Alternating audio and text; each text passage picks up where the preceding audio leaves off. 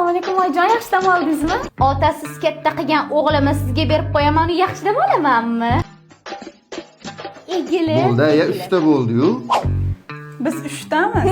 Uchalamizga 3 tadan bo'lsa ham 9 marta salom berishingiz kerak, egilib.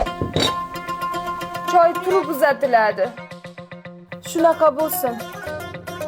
Choy qolmadi. Choyni ichib olsin, damlab keladi. Oyim choy tugasa nima ichadi? Mayli, yaxshi ishlab keling. Onamning gaplariga xafa bo'lmagin. 1 yil sabr qilgin, ko'nikib ketasan. Xo'p bo'ladi deb tursang bo'ldi. Bo'pti, mayli. 1 yil dedimi? 1 soatda qo'lga olaman. Umidaxonni to'yda kachmen bolani ko'rdingizmi? O'sha meni katta akam bo'ladi. Ishonasizmi? 5 yildan beri qiz topolmayapsiz. Siz to'yda bir marta ko'rib, mukkara bo'lib qopti-da. Rosa mehribon qiz ekan dedi, lekin aksi ekansiz. Kenajon, ertalabki holat prosta hazillikda. Akangiz meni, yo'q, sizni ko'rgani qachon kelar ekanlar? Birinchisi hal. Barnoxon. Nima?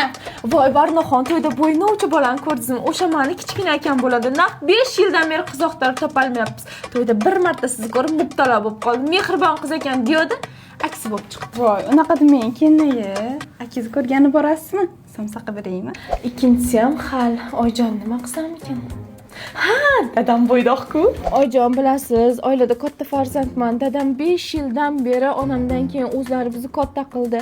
Shu to'ydan oldin uylab qo'yaymi desam, xudamga o'xshagan mehribon ayol bo'lsa, dedi. Ha, shuda, ko'r bo'lsa ham, cho'loq bo'lsa ham, kar bo'lsa ham bitta er bo'lgani yaxshi kelin. Assalomu. Nima bu ahvol? O'chir ovozingni, biz buni homiladorlikka tayyorlayapmiz. Suhrob aka, uyimga borib kelmoqchi edim. Jinnimi, sen o'zi kelin bo'lib kelganga 3 kun bo'ldi-yu. O'chir ovozingni, tushundingmi? Qiz bola xohlagan payt otasini ko'rgan, borib kelish kerak. Birga boramiz, kelin.